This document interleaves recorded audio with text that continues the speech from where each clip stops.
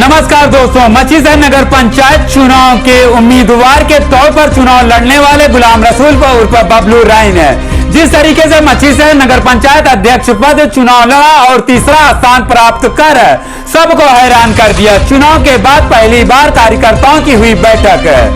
जन 24 news channel की दुनिया में आप सभी का स्वागत है। सच दिखाने की साथ बोल की लब आजाद है तेरे। देखिए खास खबर अफसर अली के साथ। उत्तर प्रदेश जनपद जौनपुर ऐतिहासिक मछलीशहर में जिस तरीके से पिछले नगर पंचायत चुनाव में समाजवादी पार्टी की तरफ से टिकट न मिलने के कारण आनंद फानंद में गुलाम रसूल उर्फ बबलू राय ने जिस तरीके से नगर पंचायत अध्यक्ष पद चुनाव को लेकर अंतिम दिन नामांकन किया, लोगों को उम्मीद नहीं थी कि गुलाम रसूल उर्फ बबलू राय का परफॉर्मेंस इस तरीके से होगा कि बड़े बड़े नेताओं को सोचने पर एक बार फिर से मजबूर कर दिया। जिस तरीके से मछलीशहर नगर पंचायत अध्यक्ष पद के चुनाव के तौर पर AMIM के उम्मीदवार गुलाम रसूल उर्फ बबलू राय का परफॉर्मेंस रहा, लोगों को सोचने पर मजबूर कर दिया। गुलाम रसूल उर्फ बबलू राय 2700 के आसपास वोट मिला। नतीजा आने के बाद सभी को एक बार सोचने पर मजबूर कर दिया कि काश बबलू राय को मजबूत किया होता तो आज मछलीशहर नगर पंचायत अध्यक्ष पद के उम्मीदवार बबलू राय आज अध्यक्ष होते। लेकिन वक्त गुजरने के बाद हाथ मलने से कोई फायदा नहीं। लेकिन मछलीशहर की आम जनता ने इस चुनाव के बाद अपनी भूल और गलतियों का एहसास किया और उन्होंने एक निर्णय लिया कि अगले आने वाले चुनाव में एक बार फिर बबलू राय को अपने उम्मीदवार के तौर पर उन्हें मजबूत किया जाएगा और आने वाले चुनाव में बबलू राय को एक बार फिर मछलीशहर से उम्मीदवार के तौर पर मैदान में उतारा जाएगा और उन्हें के हाथों को मजबूत किया जाएगा। आपको बताते चले AMIM के जिला अध्यक्ष इमरान बंटी की अध्यक्षता में मछलीशहर नगर कोतवाली मोहल्ले में कार्यकर्ताओं की हुई बैठक। इस बैठक में नगर पंचायत चुनाव को लेकर जिस तरीके से मछलीशहर की आम जनता ने बबलू राय को अपना प्यार और सम्मान देते हुए उन्होंने मुस्लिम उम्मीदवार के तौर पर पहला स्थान दिलाया। कार्यकर्ताओं और उनके समर्थकों का जोश और खरोश देखते हुए लोगों को सोचने पर मजबूर कर दिया कि मछलीशहर नगर में अगर कोई मजबूत लीडर है तो वह गुलाम रसूल उर्फ बबलू राय है। एक बार फिर यहाँ की जनता यह सोचने पर मजबूर हो गई कि अगले नगर पंचायत चुनाव में अगर मजबूत उम्मीदवार के तौर पर कोई है तो वह गुलाम रसूल उर्फ बबलू राय को लेकर लोगों की एक सोच बनी हुई है। मछलीशहर नगर पंचायत चुनाव के बाद पहली बार हुई बैठक। वक्ताओं ने अपने अपने विचार रखे। गुलाम रसूल उर्फ बबलू राय ने आम जनता के साथ अपने विचारों को साझा किया। मछलीशहर नगर पंचायत के बाद पहली बार गुलाम रसूल उर्फ बबलू राय ने जनता से क्या कहा, उनके शुक्रिया संदेश में और अगले आने वाले चुनाव के बारे में उन्होंने क्या अपने संबोधन में कहा। देखिए इमरान बंटी के साथ, जो कि पहली बार नगर पंचायत चुनाव के बाद वक्ताओं से अपने संबोधन में क्या कहा। उन्होंने कहा कि मछलीशहर ही नहीं, जनपद जौनपुर ही नहीं, पूरे प्रदेश नहीं, देश में आम जनता AMIM के बारे में क्या सोचती है। देखिए ग्राउंड जीरो से अफसर अली की यह खास रिपोर्ट। इस वीडियो की खास बातचीत चलती रहेगी। इससे पहले इस वीडियो को लाइक करें, दोस्तों के साथ शेयर करें। नए आने वाले व्यूअर जन 24 न्यूज टाइम चैनल को सब्सक्राइब कर लें ताकि ऐसे ही सच्चाई पर आधारित खबरों का नोटिफिकेशन सबसे पहले आपको मिले। जय हिंद, जय भारत, धन्यवाद। इस वीडियो को पूरा जरूर देखें।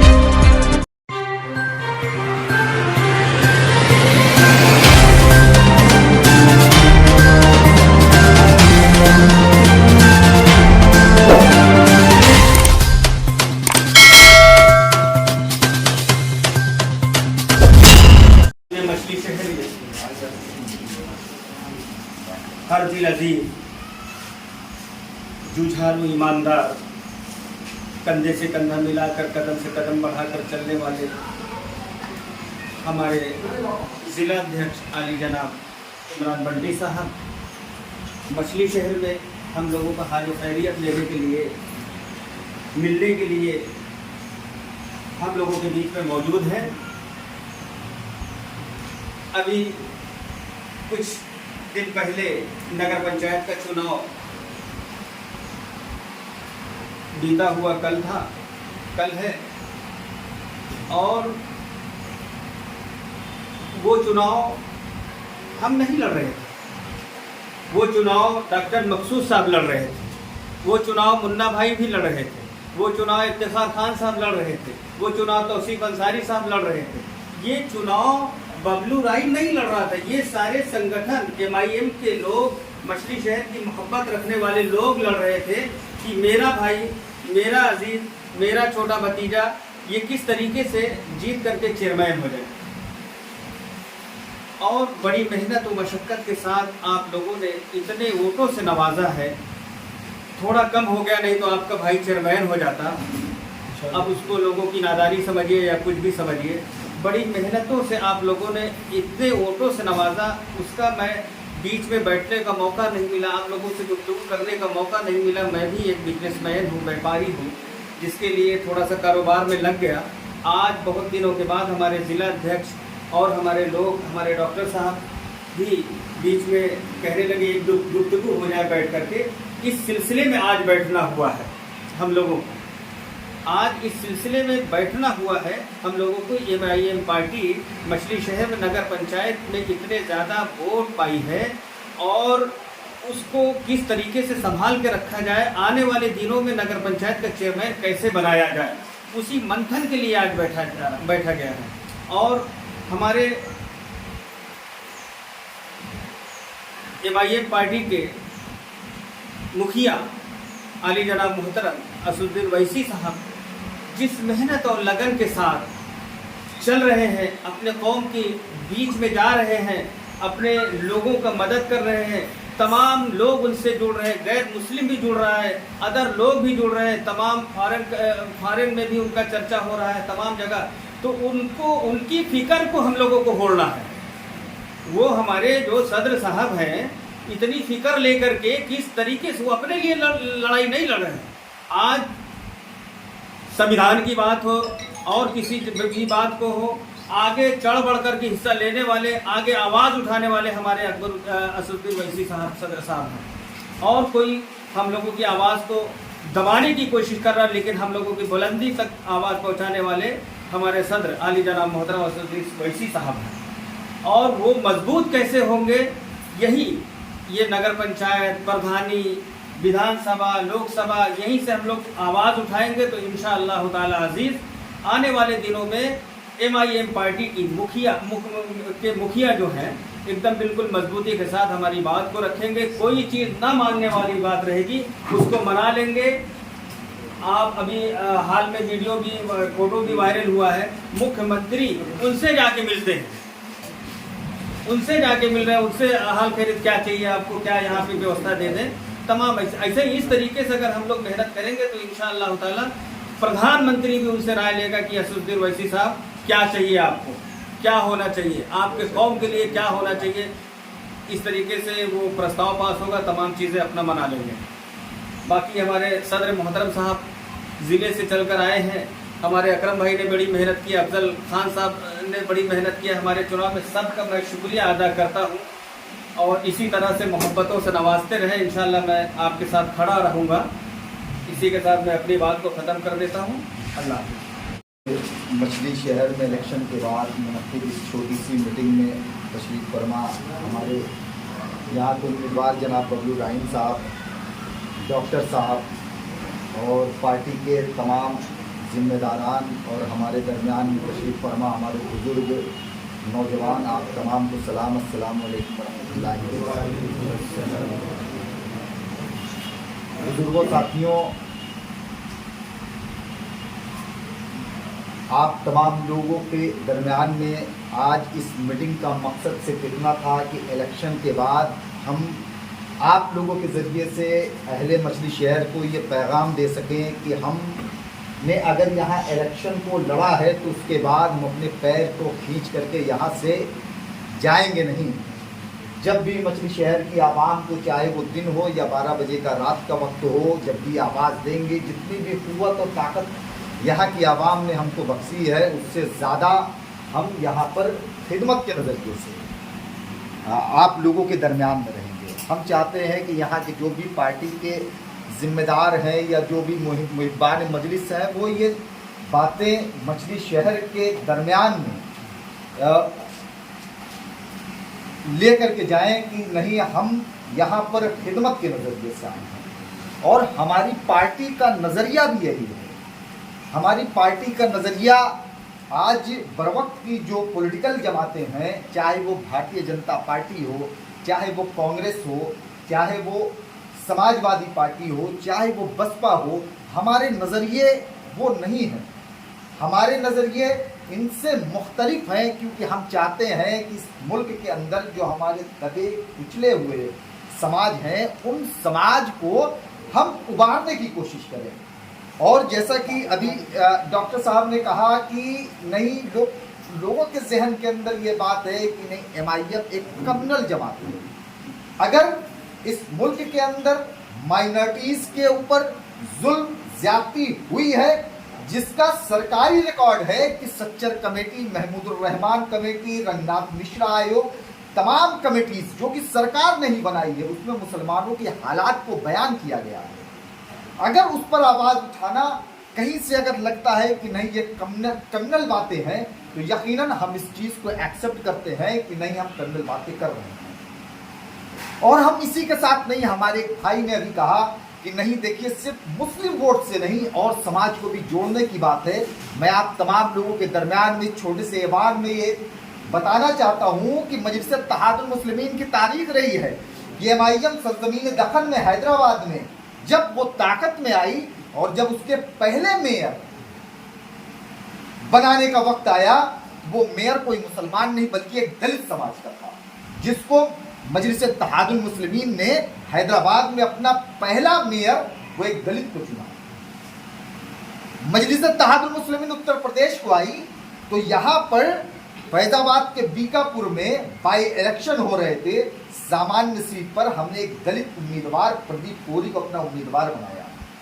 यह तो दूर की बातें हुई, सदर विधानसभा 366 में हमने अभय राज भारती जी को यहाँ पर उम्मीदवार बनाया है। मगर अजीज दोस्तों और साथियों, बहुत जिम्मेदारी के साथ एक बात कहना चाहता हूँ, जब तक हम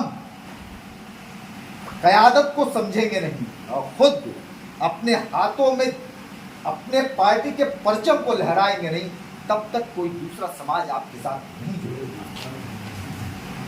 ये छोटी सी चीज ये समझने की बात है। देखिए, आज सियासत के अंदर विचारधारा, आइडियोलॉजी नाम की कोई चीज नहीं बची है। कांग्रेस के IDR की रिपोर्ट है कि 177 विधायक 2019 तक वो छोड़ करके बीजेपी अदर पार्टीज में जा चुके हैं। कई सूबों की सरकार पलट गई। अब आप बताइए कि हमने तो वहां पर कांग्रेस को वोट दिया था बीजेपी को रोकने के नाम पर, वो खुद भी बीजेपी की तरह है। अभी आप हालिया हालात पर आप गौर करिए कि आप आज NCP मुस्लिम वोट कहाँ जाता था महाराष्ट्र में, या तो कांग्रेस में जाता था या तो NCP में जाता था। अब आप बताइए कि अजित पवार साहब वो आज कहाँ हैं?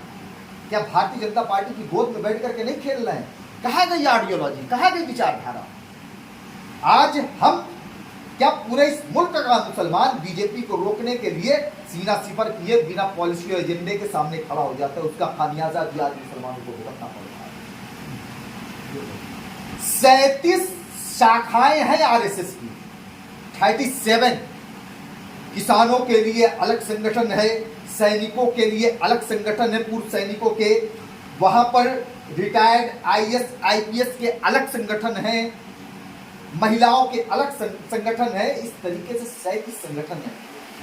और आप भारतीय जनता पार्टी से लड़ने के लिए, और वही RSS के पॉलिटिकल भी भारतीय जनता पार्टी, और आप उससे लड़ने के लिए जिसके पास इतनी ताकत है, इतनी कुव्वत है, जिसके पास इतने ऑर्गेनाइजेशन है, जो इलेक्शन के लिए उनके बंदों को जाकर के देखिए कि आज भी गलियों की खाक छान रहे हैं।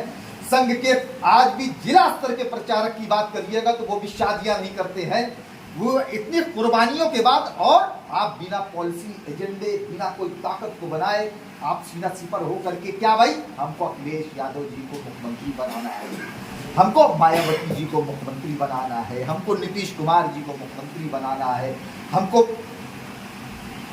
शरद पवार जी को मुख्यमंत्री बनाना है। बताइए, क्या ये अफसोस का मकाम नहीं है? है कि नहीं अफसोस का मकाम? मगर ऐज़ान ग्रामी, देखिए जो गलतियां हुई हैं उनसे समझने और सीखने की जरूरत है। हमको जमहूरी निज़ाम में आए 74 साल गुजर गए, 74 साल गुजर गए। और 74 साल के दरमियान में हमने अभी तक अपने एक लीडर यहाँ नहीं चुन पाए। क्या ये अफसोस की बात नहीं है? अरे हम देखे, हमको दूसरा इतिहास पढ़ने से पहले हमको अपने इस्लामिक हिस्ट्री को पढ़ना जरूरी है। हमें हुजूर पाक सल्लल्लाहु अलैहि वसल्लम की मक्की जिंदगी पर गौर करने की जरूरत है, मदनी जिंदगी पर गौर करने की जरूरत है। अरे मुख्तसर से थे, जब मक्का से हिजरत करके मदीने की जानिब गए और जब वहां पलट करके आए तो मक्का फतह हुआ था। आज हम कहते हैं कि नहीं साहब, कि नहीं हम सिर्फ अकेले क्या कर सकते हैं। नहीं अज़ीज़ान मोहतरम, हम जब इतने से थे तब क्या था हमारे पास? सिर्फ ईमान की ताकत थी। और आज हम बहुत बड़ी तादाद में हैं, मगर सिर्फ एक ही चीज़ नहीं है, वो है ईमान नहीं बचा। अभी एक किस्सा मैं व्हाट्सएप पर सुन रहा था, किसी ने लिखा था, बहुत अच्छा था, आप लोगों के दरमियान में बयान करना चाहता हूँ कि जब ये गर्मी, अभी मौसम जो बहुत शिद्दत की गर्मी पड़ रही थी, तो कुछ लोगों ने कहा मौलाना साहब से कि जुमे की नमाज के बाद आप दुआ करा दीजिएगा। तो बहुत ही कसरत के साथ इमाम साहब ने दुआ कराई, और दुआ कराने के बाद इमाम साहब ने कहा कि देखिए, किसी का 30,000 रुपए का लिफाफा यहाँ छूट गया है, बराए मेहरबानी जिसका हो वो वजाहत आकर के कर ले। तो पता लगा कि दर्जनों लोगों ने उसकी वजाहत के लिए अपने अपने नाम दे दिए। तो बाद में मौलाना साहब ने कहा कि साहब अब बताइए कि आप ही लोग यहाँ बैठ करके अल्लाह के दरमियान में दुआ मांग रहे थे कि या अल्लाह बारिश कर दे, तो बताइए आप लोग की दुआ कैसे कबूल होगी? क्योंकि यहाँ कोई 20,000 रुपया नहीं था। मैं तो ऐसे ही कह रहा था कि देखिए हमारे दरमियान में ईमान, तो सबसे पहली चीज़ है कि मामलात। देखिए अल्लाह की मदद तभी आएगी जब हमारे मामलात, और हमें अपने पड़ोसियों का ख्याल रखना, गरीबों परेशान हाल के लिए उनके लिए मेहनत करना, उनके ज़रूरियात को पूरा करना अगर अल्लाह ने दिया है, जुल्म के खिलाफ खड़े होना। जब तक ये सारी चीज़ें देखिए हमारे अंदर नहीं रहेगी, तब तक यकीन जानिएगा कोई मदद नहीं आएगी। अज़ीज़ान मोहतरम, ये समझने की बात है। और सबसे अहम चीज़ कि आज जो परेशान हाल है इस मुल्क का मुसलमान, उसकी वाहिद एक वजह है कि हमारे वकील साहब ने कहा कि हमारा नॉन एजुकेटेड, जिस कौम की पहली आयत इकरा नाज़िल हुई कि पढ़ो, वही कौम आज तालीम से दूर है। कितनी अफसोस की बात है। मैं तो आप लोगों से कहना चाहूँगा कि देखिए भाई, सिर्फ आप अपनी औलादों को ना देखें, अगर आप देखें कि हमारे मोहल्ले में, पड़ोस में, शहर में अगर कोई ऐसा लड़का है जो पढ़ने लिखने में तेज है या गरीब है, तो आप लोग मेहनत करके उसको आगे बढ़ाइए। क्योंकि यकीन करिएगा कि अगर आपने उसको अगर सिविल सर्विसेज IAS PCS बना दिए तो वो सिर्फ आपका काम नहीं करेगा, बल्कि वो जहाँ रहेगा इंसाफ को कायम करेगा। फैज़ान मोहतरम, ऐसा माशरा पैदा करने की ज़रूरत है। और 3 चीज़ें तो वेरी इंपॉर्टेंट है कौम के अंदर पैदा करने की। मैं राजनीतिक बात नहीं कर रहा हूँ, 3 चीज़ें बहुत ज़रूरी है। पहली चीज़, अपने नौजवानों को सिविल सर्विसेज में भेजिए। आप जा करके देखिए कि जो दलित जो था वो सरकारी स्ट्रीट लाइट में पढ़ करके वो IAS PCS SDM तहसीलदार बन गया, और आपके पास तमाम चीज़ें मौजूद हैं। दूसरी चीज़ कि अच्छे वकील पैदा करना, ये बहुत बड़ी ज़रूरत है। वो वकील नहीं जो प्रोफेशनली होते हैं, चाहते हैं कि कितना माल आ जाए, और हम वो नहीं, सच्चा ईमानदार वकील जो कि गरीबों के लिए तोड़ सके। और इसके लिए माशरा बनाना पड़ेगा हम लोगों को। और तीसरी चीज़ कि अच्छे नेता पैदा करना।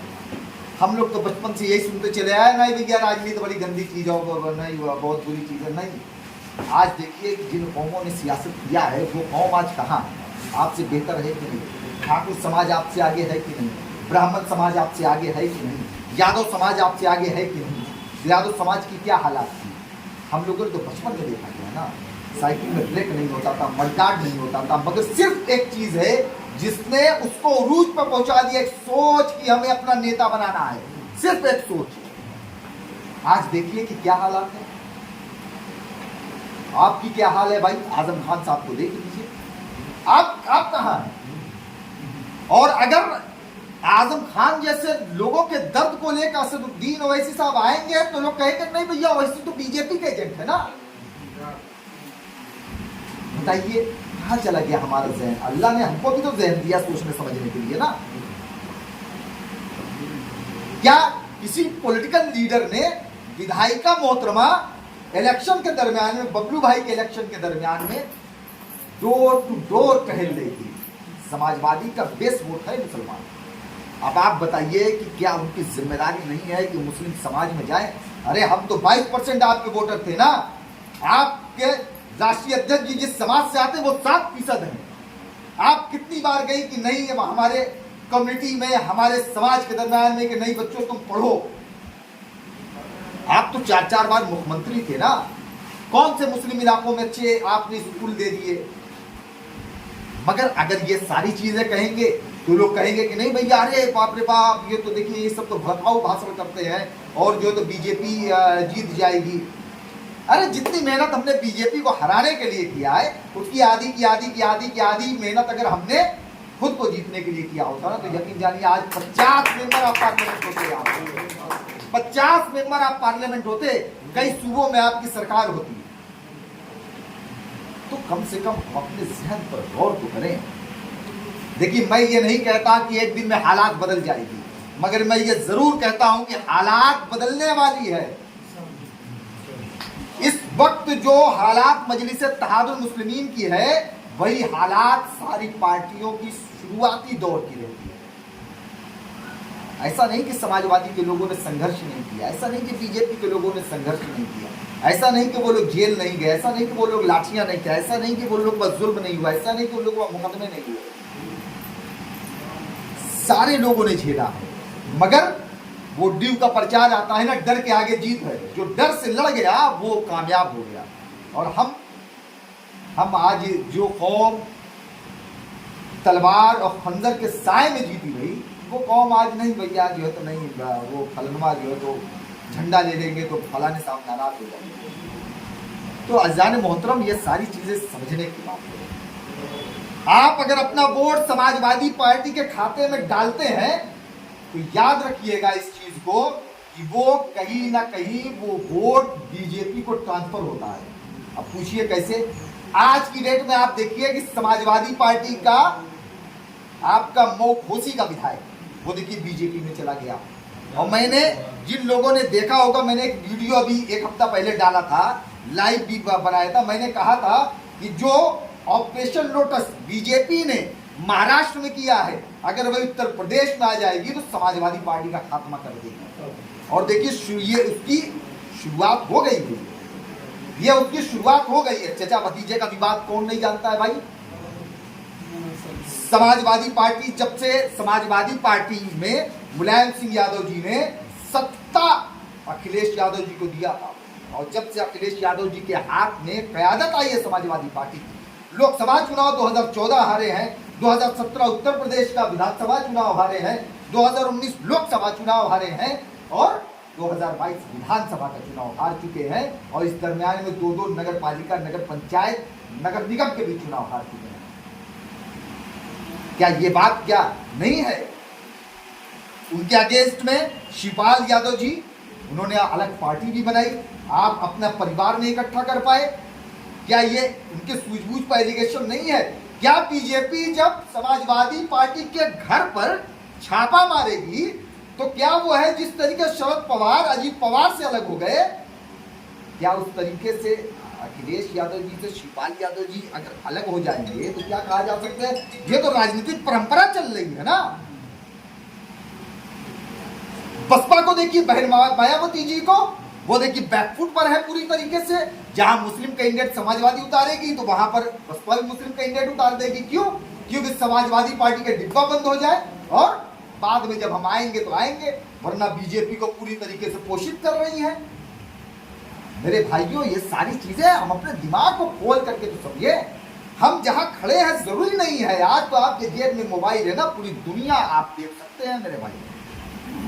तो देखने की कोशिश करिए वक्त हालात में चल क्या रहा है, वो सारी चीजें आप लोग समझने की कोशिश करिए। दूसरी चीज कि किताबों से वाबस्तगी कर लीजिए और देखिएगा कि दिमाग के ढक्कन खुल जाए कि नहीं, और डरने घबराने की जरूरत नहीं है। इस वक्त या इस सरकार में कोई ऐसी चीज नहीं है जो कि नहीं हो रही है। इतिहास उठा करके देख लीजिए, देखिए जिस कौम के पास सियासी कुव्वत और ताकत नहीं होती है, वो कौम को जमहूरी निजाम में उसको अख्तियार और जो अधिकार होते हैं वो नहीं मिला करते हैं। इस चीज को समझिए आप। और वो कोई आपका कोई यादव परिवार नहीं दिलाएगा, कोई गांधी परिवार नहीं दिलाएगा। वो आप इकट्ठे होइए, आप इकट्ठे होइए, 10 विधायक आप जिता दीजिए उत्तर प्रदेश से, 10 विधायक।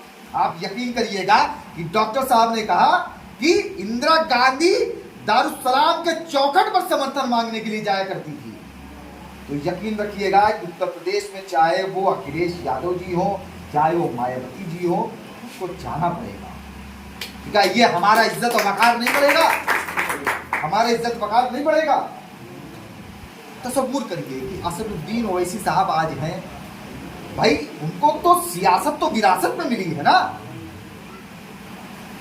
उनको सियासत विरासत में मिली है। ऐसा नहीं कि वो नए कोई सांसद बने हुए हैं, ऐसा नहीं है। उनको सियासत विरासत में मिली है और वो हैदराबाद के मजबूत पिलर हैं। राजनीतिक विश्लेषकों का कहना है कि जब तक असदुद्दीन ओवैसी साहब हयात रहेंगे तब तक कोई उनको सीट पर हरा नहीं सकता है। सरकार किसी की भी बने, मगर इतने पावरफुल लीडर हैं कि वो अपने समाज का काम सरकार के हलक में हाथ डाल करके निकाल कर करवा देते। तो उनको पूरा देश को टहलने की जरूरत नहीं थी, क्योंकि वो ऑलरेडी मुकम्मल तरीके से राजनीतिक कुव्वत को अख्तियार किए हुए थे। अगर आज वो अगर पूरे देश को फिर रहे हैं, वो सिर्फ आपके दर्द, इसके अलावा कोई दूसरी चीज़ नहीं है मोहतरम। अब वो अलग सी बात है कि आप उस चीज़ को फरामोश कर दें, वो अलग सी बात है। वो अलग सी बात है कि आप उनको बीजेपी का एजेंट बोल दें, वो अलग सी बात है। कौन ऐसा नेता है इतने इलेक्शन हारने के बाद भी हौसला खड़ा करके वो आपके दरमियान में फिर आता है, कहता है कि नहीं हम फिर लड़ेंगे? कौन है साहब? अरे राजनीति उनको करना होता तो हैदराबाद के अंदर तो कर ही रहे थे वो राजनीति ना। वहाँ उनके अपने मेडिकल कॉलेज हैं, वहाँ उनके अपने सारे तालीमी इदारे चलते हैं। वहाँ अभी हमारे पार्टी के एक वकील साहब वो हैदराबाद को चले गए, करीब साल भर पहले का। कहेंगे मैं ऐसे ही एक ऑटो लिया, बुक करने लगा, तो मैंने उनसे पूछा कि भाई जो है तो यहाँ का सांसद कौन है? उसने बताया कि भैया ब्रेक मार दिया, कहे उतरो उतरो उतरो पहले। कह रहे साहब कहे, कहीं नहीं, यहाँ साहब बोला जाता है। आप कभी हैदराबाद जाएं और वहाँ पर जा करके देखें कि आवाम में कितनी इज्जत है, आवाम उनकी कितनी कदर करती है, क्योंकि वो आवाम के लिए जीते और मरते हैं सिर्फ इसलिए। तो मोहतरम जनाब, आप तमाम लोगों से यही दरख्वास्त है कि अगर आप लोगों को लगता है कि नहीं, देखिए मजलिस इत्तेहादुल मुस्लिमीन अगर आपकी नुमाइंदगी कर रही है, आपको लगता है कि नहीं हमको अपनी क़यादत जैसे तमाम लोगों की अपनी क़यादतें हैं, उनकी अपनी क़यादत अगर हमारी भी होनी चाहिए, तो आप लोग बराए मेहरबानी मजलिस इत्तेहादुल मुस्लिमीन के परचम को मजबूती से पकड़िए, और सिर्फ पकड़िए ही नहीं बल्कि मछली शहर के एक एक घर तक उस परचम को ज़रूर पहुँचाइए। देखिए वक्त की ज़रूरत हुई है। अगर हम अगर इन सारी चीज़ों को अगर हम नहीं समझ पाए तो यकीन जानिएगा कि हम आने वाली अपनी मसलों को जवाब नहीं दे पाएंगे। यकीन रखिएगा, कभी अपने बच्चों की आंखों में आंख डाल करके देखिए और पूछिए कि साहब कि क्या जो मैं कर रहा हूँ, क्या वो इंसाफ मैं कर रहा हूँ अपने इस बच्चे के साथ? आपको जवाब मिलेगा। अजीज साथियों, 74 साल आपने इन पार्टियों को देखा है, 1-2 साल नहीं देखा, 74 साल देखा है। और इन 74 साल में इन तमाम पार्टियों ने आपको कुछ नहीं दिया। अगर दिया होता तो सच्चर कमेटी, महमूदुर रहमान कमीशन और रन्नाथ मिश्रा ये आयोग नहीं बताते कि मुसलमानों के हालात इस मुल्क में दलितों से बनता है। इन सारी चीज़ों को बराए मेहरबानी समझिए। और मैं आप तमाम लोगों का शुक्रिया अदा करना चाहता हूँ कि मछली शहर के निकाय के चुनाव में मछली शहर की आवाम ने यहाँ पर कांग्रेस और समाजवादी पार्टी से ज़्यादा वोट दिया। यकीनन हम तमाम लोगों की कुछ कमियां रही होंगी, जनता का भरोसा जीतने में कहीं कुछ हद तक नाकामयाब रहे होंगे। इंशाअल्लाह ताला जो गलतियां हुई है उससे आगे सीख लेते हुए आने वाले वक्त में मजलिस इत्तेहादुल मुस्लिमीन यहाँ पर करेगी और इंशाअल्लाह ताला यहाँ क्या नगर निकाय के चुनाव में कामयाब करेगी और कामयाब करने के बाद बताया जाएगा कि देखिए निकाय में काम होते किस तरीके से हैं इंशाअल्लाह ताला।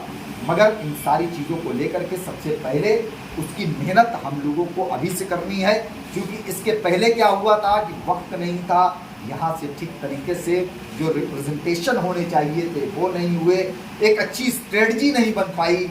ये सारी चीज़ों की बहुत कमियां रहीं और इन सारी चीज़ों के बाद अब हमारे पास 5 साल के वक्त हैं और मुझे लगता है कि 5 साल बाद इंशाअल्लाह ताला यहाँ से चेयरमैन यहाँ बनाना बहुत ही आसान रहेगा।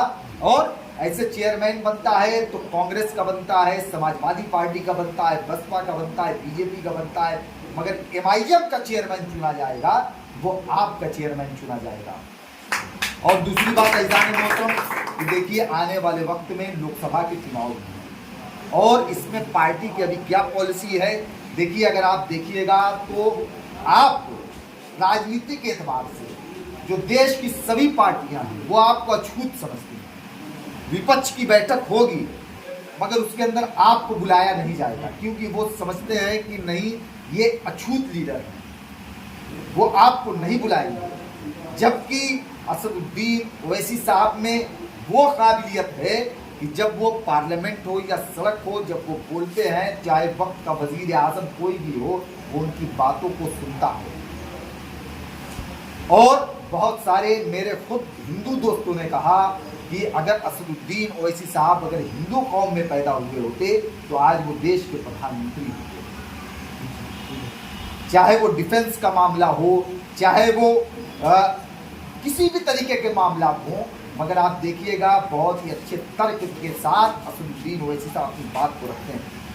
अल्लामा इकबाल रहमतुल्लाह अलैह का एक शेर है कि हज़ारों साल नरगिस अपनी बेगूरी पे रोती है, बड़ी मुश्किल से होता है चमन में दीदा बनना। तो अगर ये क़यादत हमने नहीं तस्लीम किया तो यकीन जानिएगा फिर हमारे दरमियान में रोने के अलावा कुछ नहीं रहेगा और सिर्फ एक चीज़ रहेगी कि हम कहेंगे कि भैया हमारी आवाज़ उठाने वाला कोई नहीं है। और जब आज हमारे दरमियान में हमारी आवाज़ को बुलंद करने वाला कोई है तो हम उसकी कदर नहीं कर रहे हैं। ये भी एक अफसोस का मकाम है। आप तमाम लोगों का एक बार फिर से शुक्रिया अदा करना चाहता हूँ कि आप लोगों ने मेहनत करके यहाँ से पार्टी को एक अच्छा ग्राफ दिया। और फिर एक बार कहना चाहते हैं कि जब भी ज़रूरत होगी मछली शहर के किसी भी सुख में दुख में इंशाअल्लाह ताला पूरी पार्टी आप लोगों के दरमियान में खड़ी रहेगी। और हम चाहते हैं कि जैसे हमारे बबलू भाई हैं, चूँकि इलेक्शन ख़त्म हो गए हैं, हम चाहते हैं कि आप भी आइए जिला कमेटी में इंशाअल्लाह ताला, वहाँ पर जिम्मेदारी के साथ बढ़ चढ़ करके काम किया जाए, साथ में कंधे से कंधा मिला करके डॉक्टर साहब हैं, इन तमाम लोगों की मजबूत कमेटी यहाँ के लिए वो सारी चीज़ें मिल करके बनाई जाए और कोशिश किया जाए अभी से कि हम घर घर तक अपने संगठन अपनी आवाज़ को पहुंचाएं। ऐसा सिस्टम बनाया जाए और आने वाले 5 साल बाद बबलू राइन साहब को यहाँ से चेयरमैन बनाया जाए। क्योंकि एक चीज़ तो देखिए इनके अंदर है कि जिस तरीके से असदुद्दीन ओवैसी साहब हार नहीं मान रहे, वरना इतने इलेक्शन में डिफीट खाने के बाद यकीन जानिएगा हर आदमी हौसला हार जाता है, मगर उसके बाद भी सीना अपना चौड़ा करके देखिए खड़े हुए हैं। और वैसे ही देखिए वही जज्बा बबलू राइन साहब ने किया। इंशाअल्लाह देखिए इनका हक है, यहाँ की चेयरमैनशिप के लिए इनका हक है और इंशाअल्लाह ताला जब तक नहीं मिलेगा हम सब लोग मिलकर जद्दोजहद करके लाया जाएगा।